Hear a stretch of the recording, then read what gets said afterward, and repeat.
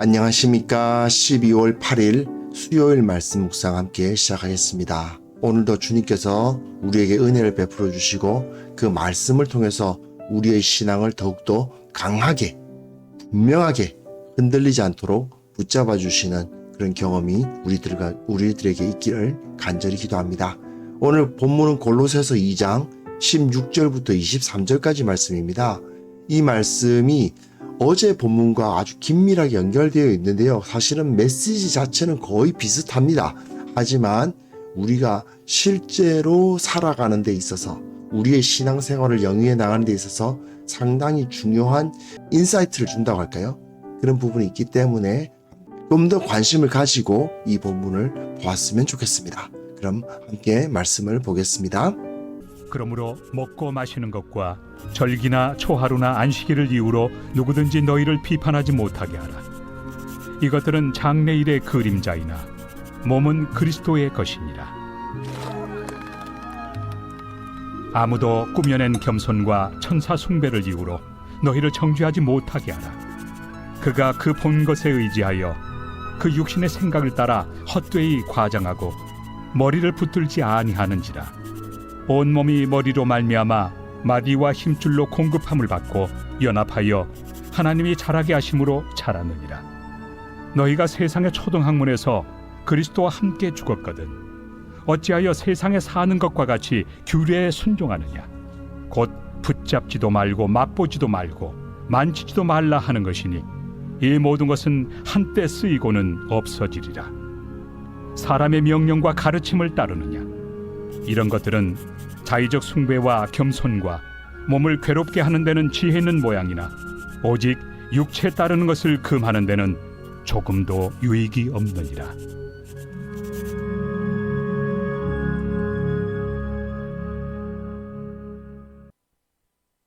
네, 오늘 본문이 이 교리를 가르치는 부분은 마지막 부분이죠. 그리스도만이 유일하다. 예수 그리스도만이 본질이시고 우리 신앙의 모든 것이다라는 것을 바울이 강조하고 있지 않습니까? 그 가운데서 마지막으로 자유에 대해서 우리는 이전에 가지고 있었던 여러 종교적인 억압으로부터 벗어난다. 무엇보다도 율법이라든지 또는 세상의 철학이라든지 또 어제 다루었듯이 정치적인 파워라든지 또는 어떤 신비적 체험 같은 것까지도 포함됩니다.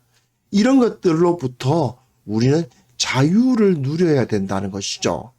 그래서 오늘 계속해서 어제 본문에서는 이제 철학, 이제 세속적인 그런 학문, 그리고 종교, 그런 것에 의해서, 그리고 정치적인 파워로부터 우리가 이제 벗어나야 된다. 이런 가르침을 보았는데, 결국 본질을 붙들어라. 그런 이야기가 오늘 본문에 나오고 있습니다. 보시면, 먹고 마시는 것과 절기나 초하루나 안식일, 이게 뭐겠어요? 유대교죠. 율법입니다. 율법. 유대교의 율법을 위주로, 즉 그 법조문, 그렇죠? 법조문에 해당되는 그 도그마에 해당되는 것으로 너희들을 비판하지 못하게 하라는 것이죠. 이것은 장래일의 그림자다. 장래일이란 것은 그리스도를 말합니다. 이 그리스도를 나타내는 그림자였을 뿐이에요. 그 몸은 그림자를 만들어내는 몸은 무엇입니까? 그리스도다. 그리스도가 이렇게 있으면 빛이 비치면 그림자가 이렇게 생기겠지만 우리는 그림자를 따라가지 않잖아요. 몸, 그 본질을 따라가지 않습니까? 즉 본질은 그리스도고 먹고 마시는 먹으면 안 되고 뭐는 먹어도 되고 하는 그런 율법에 나와 있는 여러 규례들이라든지 절기, 초하루, 안식일 이런 거 말입니다.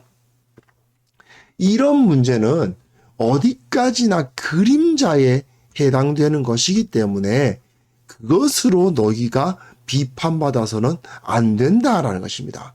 사실 현대에도 안식교, 여호와의 증인 이런 사람들이 이런 거 굉장히 중시하죠.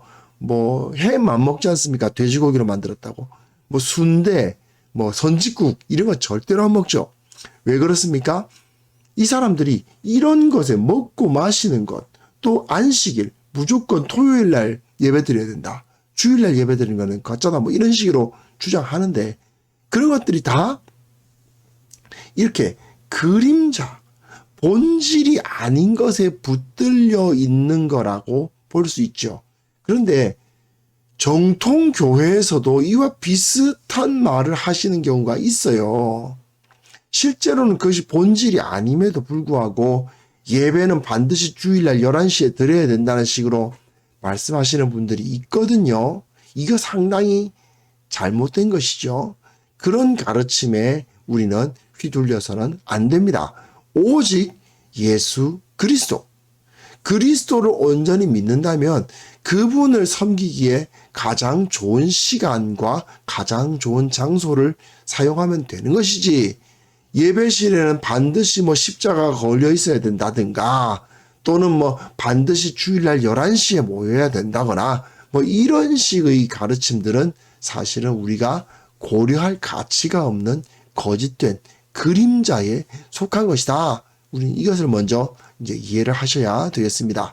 그 다음 본문 보시면요.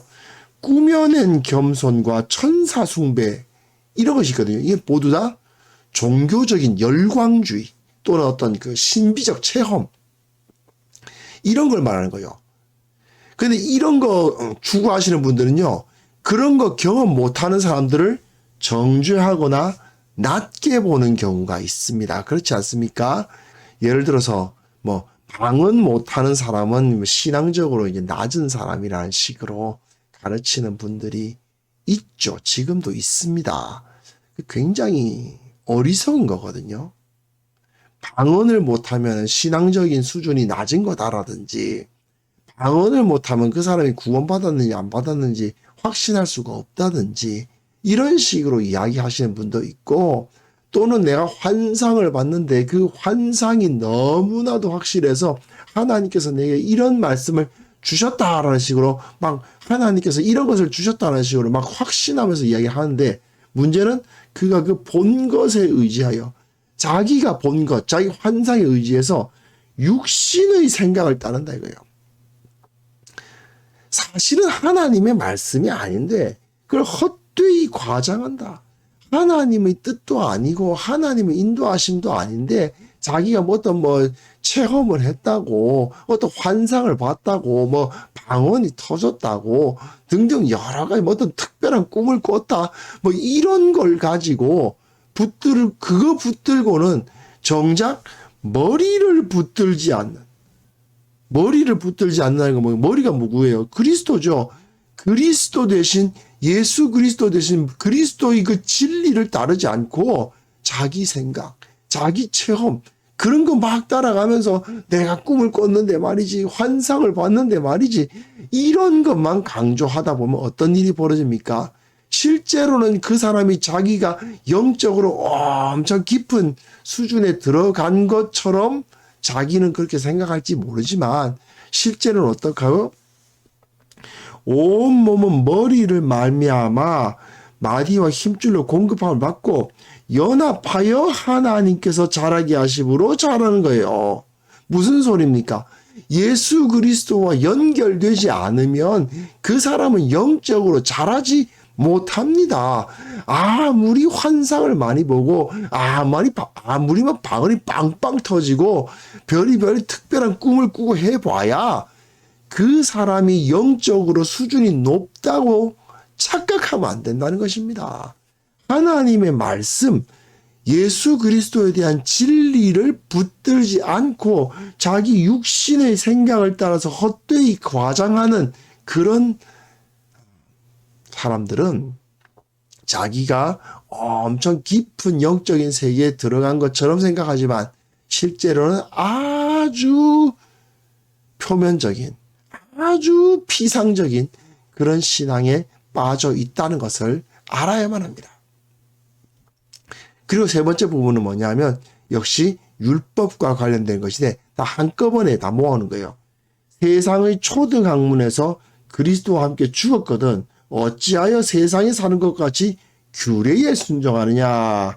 바울은 이 세상의 철학적인 학문과 그리고 유대교의 율법이 막 섞이는 그런 현상을 말하고 있는 것으로 보입니다. 즉 율법에서 뭐뭐 하지 말라는 것이 또 그것이 또 철학하고 연결돼 가지고 이건 하면 안 되고 저건 하면 안 되고 하는 식으로 붙잡지도 말고 맛보지도 말고 만지지도 말라.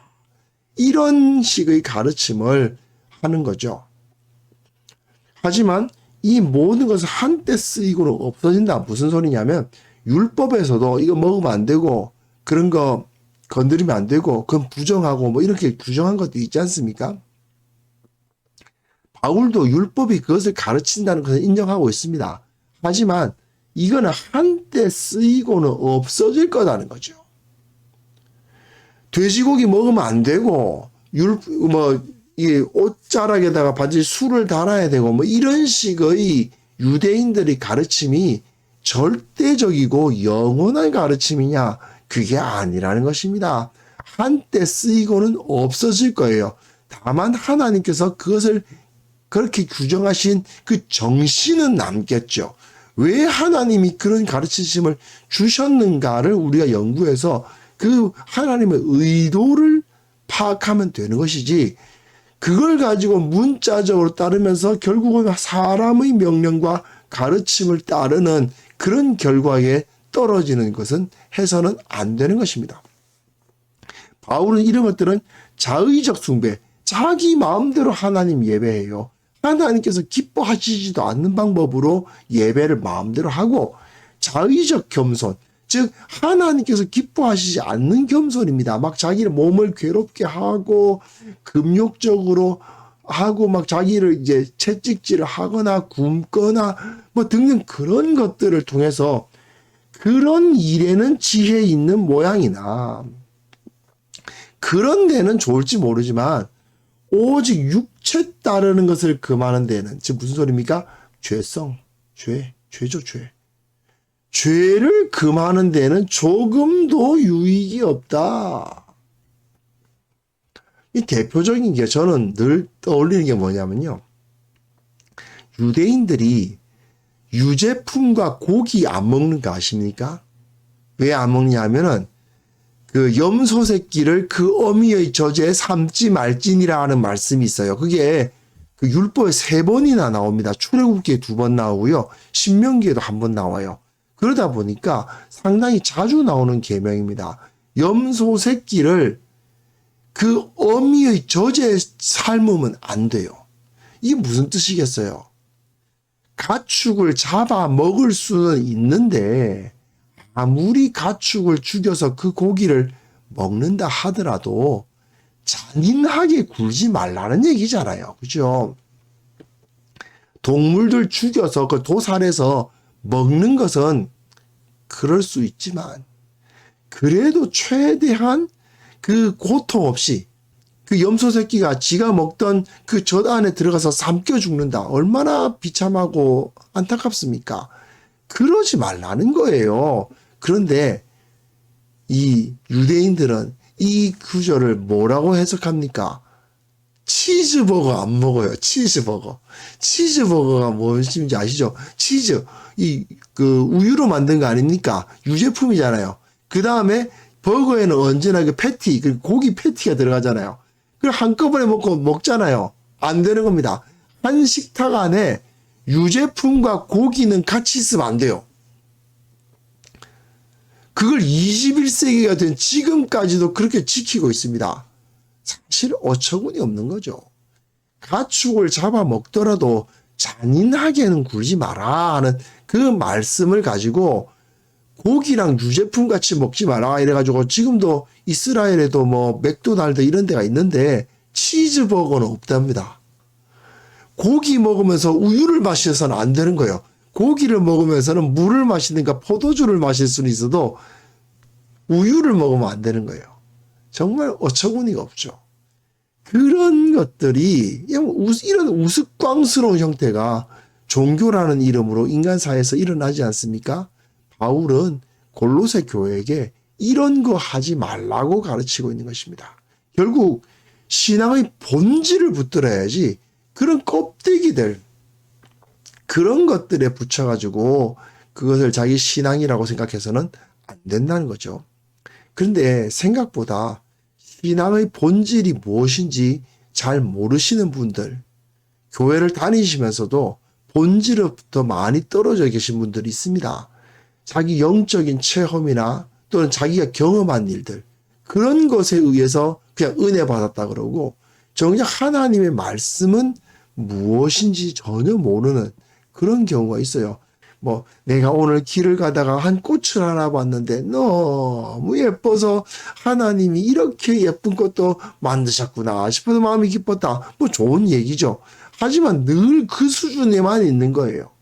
하나님의 말씀이 우리에게 무엇을 가르치고 우리의 삶을 어떻게 변화시켜야 되는지에 대해서 그래서 깨닫지 못하고 그냥 그런 경험들만 계속 하고 우연히 어떤 경험을 했는데 하나님께서 나를 도와주신다 이런 것만 생각하면서 살아간다면 그 영적 수준이 매우 낮겠죠. 그건 우리를 성장시켜 주는 것이 아닙니다. 그런 건 불신자들도 해요. 그렇지 않습니까? 불신자들도 너는 오늘 뭐 천지신명께서 나를 지켜주셨어 뭐 이런 소리를 합니다. 우리는 그런 것을 하나님의 은혜로 생각하는 그런 수준에서 머물러서는 안 되죠. 하나님의 뜻이 어디에 있는지 그걸 명확하게 알고 이걸 하면 안 돼, 이걸 하면 돼 이런 식으로 생각하거나 어떤 영적인 은사, 경험, 뭐 방언이 안 터지면 안 된다 뭐 이런 것만 주장하는 그런 수준에서 그리고 누가 더 방언 잘하냐 가지고 경쟁하기도 해요. 어처구니가 없죠. 이런 우행들은 모두 다 우리가 본질을 붙잡지 못하기 때문에 생깁니다. 본질이 무엇입니까? 우리 주님 예수 그리스도. 하나님을 사랑하고 이웃을 사랑하라. 이 원칙 아래에서 66권 성경이 무엇을 말하고 있는가? 하나님께서 왜 이런 말씀을 주셨는가를 파악하는 그것이 진정한 본질이죠. 그 본질에서 우리가 떠나 있고 비본질을 신앙이라고 생각하면서 살고 있다면 우리가 정말 그곳에서 돌이켜야 됩니다. 참된 신앙이라는 것은 오직 예수 그리스도를 인격적으로 만나고 그분의 말씀을 온전히 알고 성경 66권이 우리들에게 가르치는 바가 무엇인지를 바르게 아는 데 있다는 것을 우리는 절대로 잊어서는 안 되겠습니다. 그래서 오늘 이 시간 기도하실 때에 오직 나의 신앙이 참된 본질 위에 서게 하여 주옵소서. 내 신앙의 뿌리가 그 진리 위에 박혀지고 그 위에서 흔들리지 않게 하옵소서. 함께 기도하는 시간 갖겠습니다.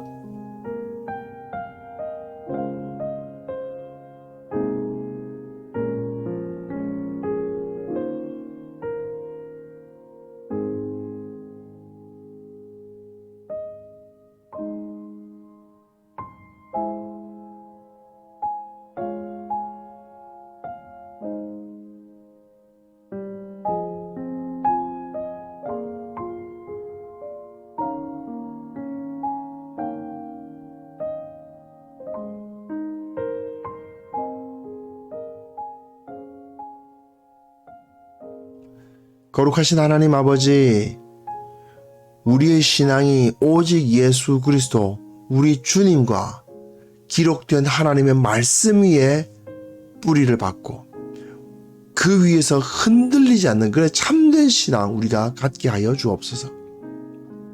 본질이 아닌 것을 붙드는 그런 어리석은 데서 빨리 벗어나서 오직 진리 위에 서는 우리 모두가 되게 하여 주시고 교회의 모든 사역이 본질적 사역에 초점이 맞추어질 수 있도록 도와주시기를 원하옵고 바랍니다. 바울이 골로새서에서 지적하고 있는 이런 어리석은 행동들이 우리 공동체에서는 나타나지 않도록 도와주시고 참으로 한국교회가 이런 껍데기에 속한 것들 때문에 하나 되지 못하는 이런 모든 문제들 정말 제거하여 주시옵소서. 오직 하나님의 나라와 그 진리를 위해서 함께 힘을 모으고 함께 사역하는 공동체가 될 수 있도록 주께서 인도하여 주시기를 원하고 바랍니다. 본질적 신앙, 하나님의 영원한 나라, 그 하나님의 살아계심, 그것이 우리들에게 깊이 자리 잡는 그런 역사를 일으켜 주옵소서. 오늘 하루도 주님께서 우리를 인도하여 주시기를 간절히 원하옵나이다. 주님께서 우리와 함께하여 주시기에 우리가 흔들리지 않은 것을 믿사옵나이다. 주님께서 우리에게 감사의 제목들이 넘치게 도와주시고 주의 말씀을 따라서 행했더니 하나님께서 모든 것을 이루어 주셨노라고 고백하는 그런 간증의 사람들이 되게 하여 주옵소서. 오늘도 주님께서 우리와 함께하여 주실 것을 간절히 기도하오며 예수 그리스도의 이름으로 기도합니다. 아멘.